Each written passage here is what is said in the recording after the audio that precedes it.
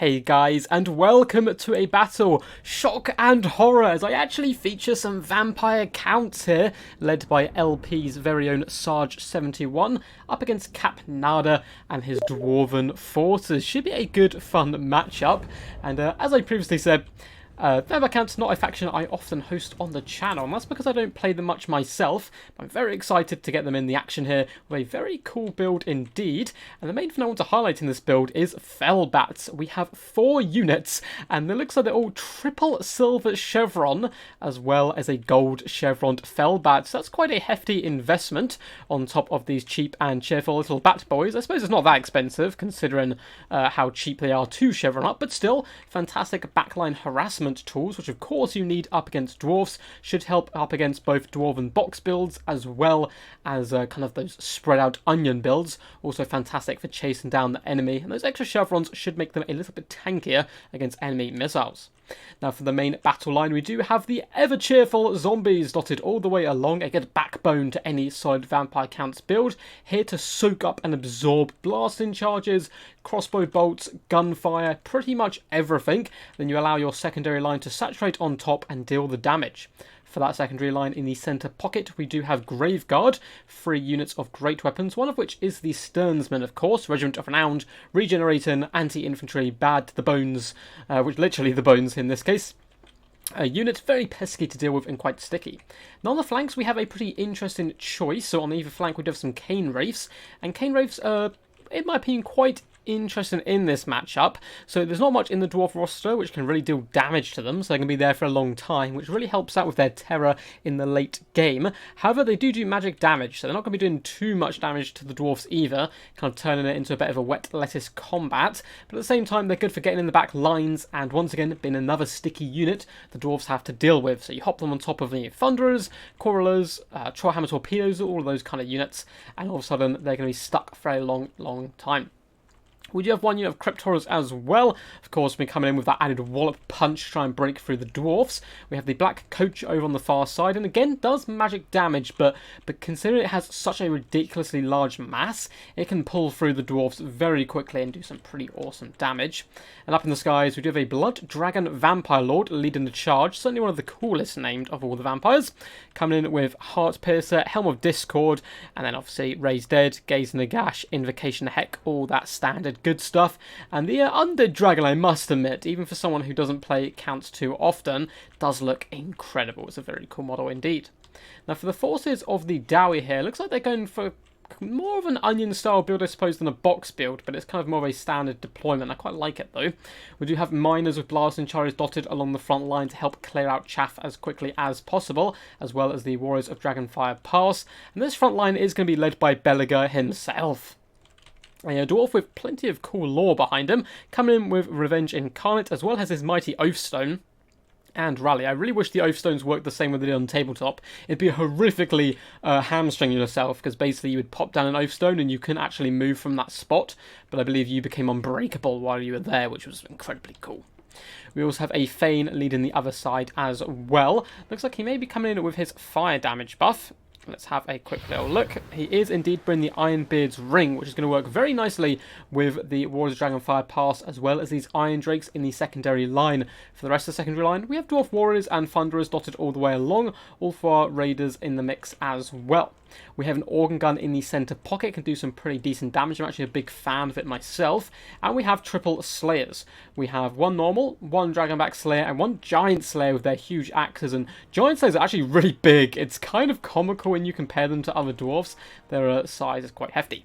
And we have some more Dwarf Warriors covering the back lines there. So here we go, without further ado, let's get this battle underway. As the Organ Gun does sing strong, pulling down some of these pesky Fellbats.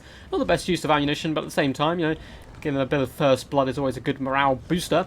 Looks like the dwarf forces are trying to push forward as well to try and keep the main battle away from their back lines. Unfortunately for them, however, there's a lot of Fellbats who are simply going to fly over this front line, as well as, of course, the Black Coach lurking in the wings. Some axes have been thrown at the Blood Dragon Vampire Lord, but axes in general, I mean thrown weapons all round, tend to struggle to hit flying targets because of their arc of fire, unfortunately, at least compared to, you know, guns and the like. In comes a summon of zombies. Luckily for the dwarfs though, dwarf and artillery crewmen are relatively sturdy, so they can kind of just outlast the zombie summons, and if you have them in guard mode, they can still continue to shoot. But it looks like Slayers are going to be coming over to assist. In the front lines, the Crypt Horror is going to be getting in here and doing the dirty work on top of the miners with blasting charges.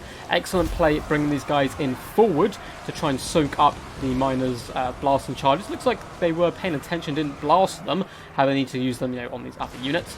And over on the far flank, it looks like some zombies have been roosted, and the Thane is going knee deep here in dead zombies and Graveguard. Iron Drake still hurl in some glorious shots into the zombies as well, helping to clear the chaff. It looks like we do have a massive magic missile coming all the way along the line of the Iron Drakes, doing some pretty decent work. As for the Black Coach, it is getting a little bit stuck here. It has darted around on this flank for a considerable amount of time. Only 4 kills, however, and the Thunderers have been able to punish it as well. In the back lines, the Ulfar Raiders have been forced back here, and the Fellbats just causing havoc, dancing around in a big old flock, have started to surround and hunt down the Iron Drakes here, who are fleeing for their lives at the moment. Although the Fellbats aren't really going to be able to do too much damage to them, they will be able to hold them in place for a long time. Though it looks like some Slayers are en route and save the day. In the back lines, looks like the Crypt Horrors as well as the Blood Dragon Vampire Lord desperately trying to shut down this organ gun here, which is continuing to fire regardless. Giant Slayers are nearby as well as a mixture of Slayers and Dwarf Warriors to help force these guys off. But it looks like they're simply going to float over to this left-hand flank and help crump these miners, break them down, get them off the battlefield, and allow the Cane Wraiths to come in here and do their job of tying up these pesky troops. Bellegarde does indeed stand alone in the front lines here, as the rest of his miners do flee around him. Bellegarde getting strong up to 24 kills, isn't too worried at the moment. He's in his happy place, crumping skulls. Thane's doing a decent job as well, but he's only surrounded by zombies, kind of wasting his time, as the Graveguard do swarm over to the Warriors of Dragonfire Pass and help to drag them down. Although it looks like some Iron Drakes are rotating around, we belching fire as well into the flanks of the Graveguard here, getting some really nice damage all round, and going to help the Warriors of Dragonfire Pass to perhaps win that engagement. Dragonback Slayers are doing a decent job up against Cane Wraiths, who do have a weakness to fire, so the Dragonback Slayers should be doing pretty decent work there. Looks like Fellbats are hunting down Thunderers as well and force them off the field. So good use of these guys to chase them. At this point, Battlefield, I'd like to see them split up a little bit and have one chase the Ulfar Raiders, one chase the Thunderers and the like. But still, they've been a good backline harass unit all round. The Black Coach is still alive, but it is running over Dwarf Warriors up to 25 kills, which, you know, it's done okay this battle. It certainly can do a little bit better sometimes, but, you know, it's done its job here. And you can see it just bouncing between units and really doing some good harass. Looks like the Counts are starting to take kind of go into the ascendancy here, as they manage to force off the organ gun, and this is one of the problems of trying to go a bit wider up against a force like the Counts. The dwarves tend to get separated from each other and then picked off in isolated pockets, as they don't really have the mobility to kind of gather themselves together once more, and that is why you do see them turtle quite heavily a lot of the time, is because of their lack of mobility. So it kind of forces them into a style of play, which is a little unfortunate for them. Slayers are currently turning around, just cheering and showing their bums to the Crypt Horrors here, perhaps in a sign of disrespect. I'm sure they'll turn around to engage now that everything is kind of flooding on top of them. Over in the distance, Bellegarde Ironhammer leads the rallying charge of the Dragonback Slayers here into the Fellbats, and they're certainly about to cut them down. You can see they've been picking at the Iron Drakes for quite some time, especially with the mighty Oathstone popped. They're not going anywhere and holding for a decent time up against these Fellbats indeed. Black Coach once again has managed to escape these Dwarf Warriors, up to 37 kills, not a bad total. And the Thane over here has managed to clear through the zombies. You can see the bodies of the dead surround him. He still needs to float back over here though, team up with Bellegarde and trying to bring down some of these larger monsters. It looks like the Black Coach popping over to help finish off the Warriors of Dragonfire Pass, who are currently terrified. The Graveguard standing victorious in that matchup with their aid of their Iron Drakes kind of harassed here. Poor Thane has had a bit of a miserable day. He's been hunting down zombies, which is probably not the funnest of jobs, kind of cleaving all that rotten flesh, and now he's been assassinated by a Blood Dragon Vampire Lord, which is certainly not fun for him. To make it worse, Graveguard are floating over as well. All the Fellbats are done for at this point and pretty much spent. and they're kind of falling from the skies in droves now as the Iron Drakes once again continue to fire into the flank of the Graveguard. A few of their shots do set this mighty rock ablaze, but and it doesn't look like it's going to be enough, unfortunately, to save the Thane, who is terrified and cowardly running for the hills, disgracing his ancestors there. Giant Slayers are over here fighting Cane Wraiths. Looks like they're going to be surrounded by the Sternsmen as well. And yes, there's some Dwarf forces which could perhaps rally, but they're going to be picked off in kind of drips and drabs here, which is a little bit unfortunate for them. Fellbats are doing a good job despite the fact they're kind of nearly gone at this point, just shattering the Ulfar Raiders here and picking away at the Dwarf forces. Graveguard are going down slowly here, down to just about 1,600 health. Dwarf Warrior is going to give them a good fight here, with the Dragonback Slayers and Belegar saturating on top.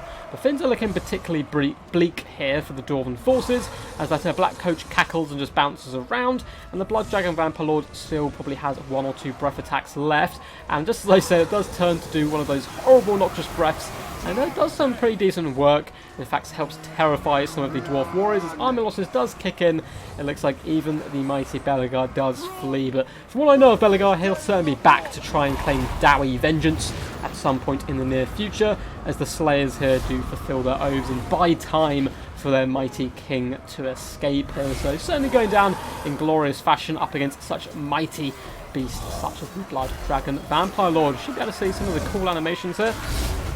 Pop in as these Slayers try their best, but to be honest, a lot of them are just getting stabbed in the back by zombies, which isn't such a fun way to go. But very well played as we see this mighty Slayer. I'm sure he's about to get the killing blow there on the Blood Dragon Vampire Lord, but the battle does end with a Pyrrhic victory to the undead hordes. Really well played to both of these guys. Well done to Sarge71 for his victory, and Capnada for making a very close game with 2 very interesting builds. If you guys did enjoy this, remember to hit the big old thumbs up button and subscribe for more Total War Warhammer content. We do videos weekly, or like 6 to 7 videos a week, it tends to be roughly, and stream. And yeah, if you want to send in replays like LP Sarge did, feel free to join my Discord. There is a link in the description, as well as a link to other ways to support the channel via donations, Patreons, and all that kind of good YouTubey stuff. Anyway, as for the builds, really interesting to see the Chevron's dedicated Fellbats doing pretty decent work. They did struggle when they came up against the armour of the Iron Drakes, but at the same time, it stopped them firing at least, which is pretty useful. And shuttering down units like Thunderers and Iron Drakes is much more useful in my opinion than shutting down something like an organ gun with Fellbats, because if on guard mode, the organ gun will continue to fire, but if you can get it on the low numbers of the Iron Drakes, some of them will turn to engage despite the fact they are on guard mode. So good use of those Fellbats all round, and the Black Coach certainly did pay for itself over the course of the battle, up to 62 kills, getting some really good damage, bouncing back and forth, and basically just a ton of sticky units, with the Sternsmen, Fellbats and Cane Wraiths kind of holding the line, bugging the Dwarves and kind of dragging them down, allowed the Blood Dragon Vampire Lord to really feast quite happily with 105 mighty kills. As for Capnada, pretty interesting to see the organ gun in use here, can certainly do some good work. I'm quite a big fan of a flame cannon in this matchup, just to help clear out the Graveguard very quickly. And I think over he went a little bit too spread out. You either have to commit to the full onion, where you have a ridiculous amount of crossfire that can be brought, or you have to kind of turtle up nice and tight so you don't get isolated and picked apart. But overall, very well played by him as well, making it dangerously close. I love to see Belegar in action.